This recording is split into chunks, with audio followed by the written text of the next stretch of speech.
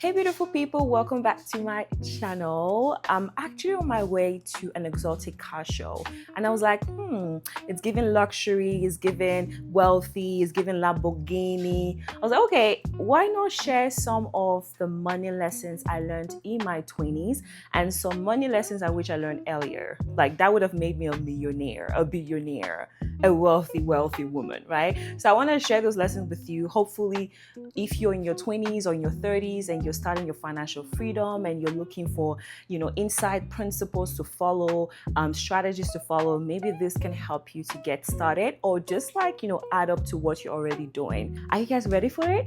Let's get into it and follow me. Let's go.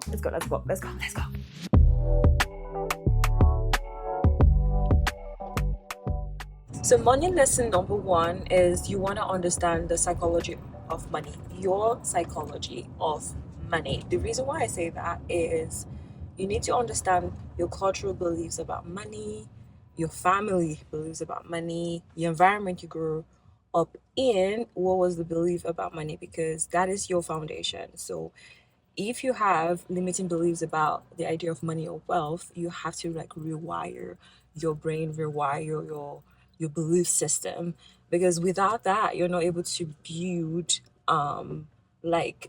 wealth on that kind of foundation. You need to have a good foundation. So take your time to kind of do a little sort of self work and introspection to understand the psychology around money, your own personal psychology around money. So there's a book I can recommend is The Psychology of Money.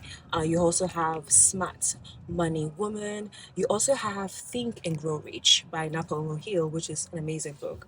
So this book is and other resources online that are going to help you to kind of understand where is my starting point and what are the things am I working with, so that you are not just gonna make a lot of money and then lose it because you don't have the right principles, the right habits, financial habits, the right understanding on how to build wealth. So that's lesson number one. I wish I knew earlier the importance of the psychology of money. Like making money is easy.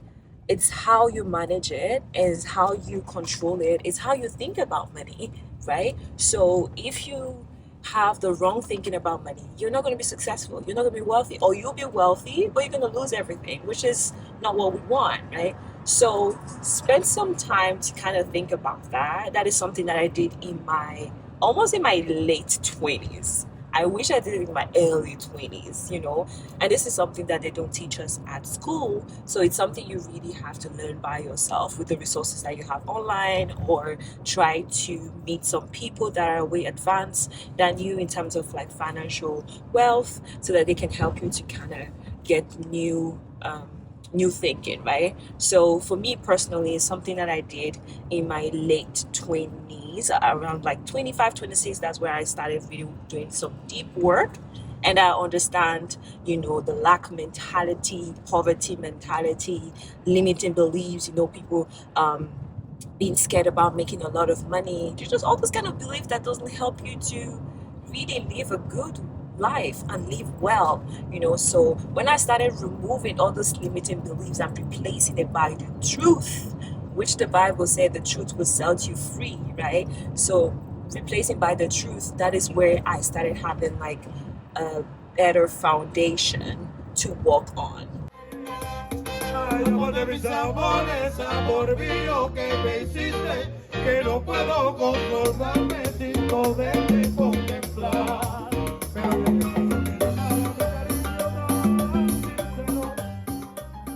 I'm gonna hold your hands when I say this. The reason why I'm holding your hands is because I know it's not easy. Stop spending money unnecessary. You have to be mindful of your spending, and the only way you can be mindful of your spending is tracking your expenses. You need a budget. Forget about how boring it is. Forget about how pointless it is. You need a budget. Get you a budget. There's free budget out there online, you need to track your expenses. And the reason why you need to track your expenses is because you want to be mindful of how you spend your money. The idea is not to not spend money, because money has to flow. Money has to be in movement. That is, it's a spiritual thing. It has to be in the flow. If you keep your money too much, it's not that's not how you're going to be wealthy. So you need your money to be in the flow. You need your money working for you in investment. You need your money doing different things, right? Obviously, oh, you're going to spend money, but you have to be so wise and mindful how you spend your money. And this is something I wish I knew in my early 20s. 21, 22, 23. I wish I had like a budget, because at that time I was a student, but I had side hustles. So I was making money. I was working McDonald's. I was doing hair. I was doing makeup. I was doing photography. So I was like, I had a lot of skills, high paying skills, and I was making a lot of money. But because I wasn't tracking my expenses, I was always at Sephora. I was always at, buying unnecessary things that destroyed my skin or destroyed my skin, whatever, right? So this is something that I 100% recommend you. I know it's boring. I know it's like it's not the most fun thing to do, but every single month you have to track your expenses. Even though you earn 1,000 euros, 2,000 euros, or 5,000 euros, it's so important to have that budget where you're like, this is my earnings and this is my expenses. And this is the way that you're going to know if you're overspending, if you're not living, between your means, if you're living below your means or too higher. Like you're going to have a true and honest overview of your financial health.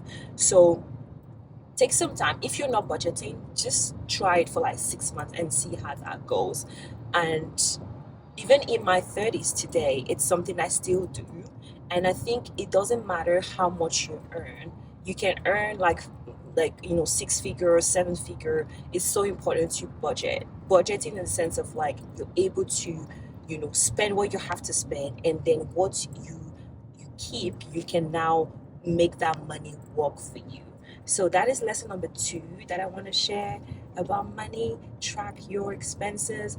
Unsubscribe to those subscriptions that are pointless. Stop spending money all the time on unnecessary things that you don't need, and you don't actually want. It's just like an emotional spending. Really train yourself to have that habit. And there are many rules out there on how you can limit your spending. Like you have this kind of rules where keep it in your cart for like 30 days and see after 30 days if you're still going to buy it. That if that worked for you, great. But you can try those things and see how you can just train that muscle to work for you. And then after, it's going to be so natural for you. Each time you want to spend money, you're like, oh, do I really need this, or it's just a want, or am I going to use this for multiple months, or it's just like something I'll use like a day and then after I'm going to forget about it, right? So it's going to be a muscle for you. And trust me, when you do this, you're able to save more.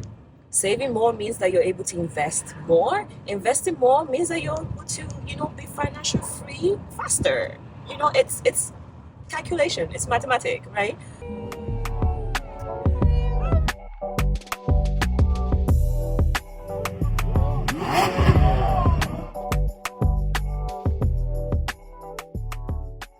Lesson number 3, this is a habit that I'm so proud of, because in my early 20s is something that I immediately put into place in my life. And I think this is so necessary in building wealth, and it's kind of related to lesson number 2 that I just shared, right? Is paying yourself first. So paying yourself first means that building your savings first before spending on your lifestyle or spending on other things. Your savings is one of the most important thing when you're building wealth. When you're building, forget even about wealth, when you're just trying to have like a good financial life. We're not even talking about wealth creation. We're just talking about having just a decent financial health, good financial life, right?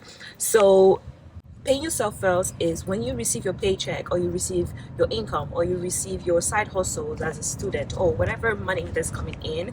First thing first, you want to put the money aside for your savings. No matter how percentage you save, it doesn't matter honestly, in your early 20s, it doesn't matter how much you save. It's just a habit of saving. You know, it's what we want to trying to achieve perfection. We're trying to create a muscle so that it becomes natural for us all the time. And when it becomes natural for you, you're able to save way more. So if you're earning like 1,000 euros, save like 200 euros, for example. Start with that. Or save 100 euros, start with that. Save just 10%, right? And the way you can do that is obviously you can do automated transfer if that works for you. I've never actually liked automated transfer. I don't know. I love the fact that I am literally doing transferring the money into my savings account. I love that habit. If I feel like it's something that works with my brain, it helps me in my 20s. It helps me so much with the habit of saving.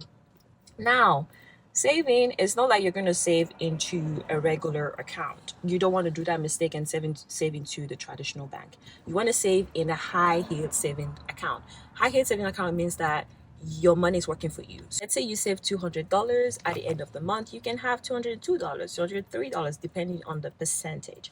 So you have different platforms that can help you to do that. You have Wealthsimple, you have Trading 212 for Europeans.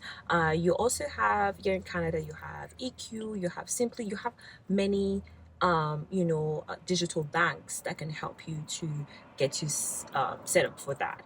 No matter it doesn't even matter who's like the best. It's just the habit. Don't forget about the habit. This is building a healthy habit for the long term game. Personally, the institution that I use to save money is Revolut, because obviously I am European and also we're based in North America, so I use Revolut. In Canada, I use Simply, and I also use Trading 212, which is an investment platform. But my favorite is actually Revolut because I feel like it's more stable, and then the rate is quite interesting in USD and in euros. So again, you can try this out, but the most important thing is making sure that you're consistent in how you're saving your money. Sunshine and ravioli.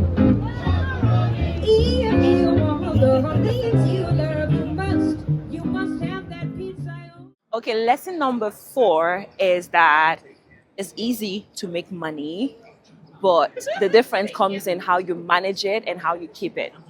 You can own all these cars, you can own them, of course, you can make money and own cars, but how do you keep your money and manage your money? That is the difference, because no matter how much you earn, if you don't know how to keep your money and manage your money, you end up with literally nothing, right? It's fascinating in your 20s that you can really make money easily. You can start a YouTube channel. I remember for me personally, I was a hairstylist, I was a makeup artist, I was a photographer, videographer, editor. Like, you can do so many things. There's so many side hustles out there. You can even think of things that are not digital. You can do lawn care, you can do cleaning, pressure washing. These things can really help you to make money in your 20s. And I feel like those skills are the skills that you can even use onwards to keep making money. But remember, it's not about just making money, because that is the easiest part. The hardest part is now how you manage your money, how you keep your money so that you can invest and grow your net worth, or just grow your money or your savings, right? So this is something I learned in my late 20s, mid 20s, late 20s. I was like, okay, no matter how much I earn in my salary, I really need to learn how to manage my money, because at the end of the day, wealth creation is about management, and God expects me to also be a good manager of my money. Don't do the same mistakes that I did, okay?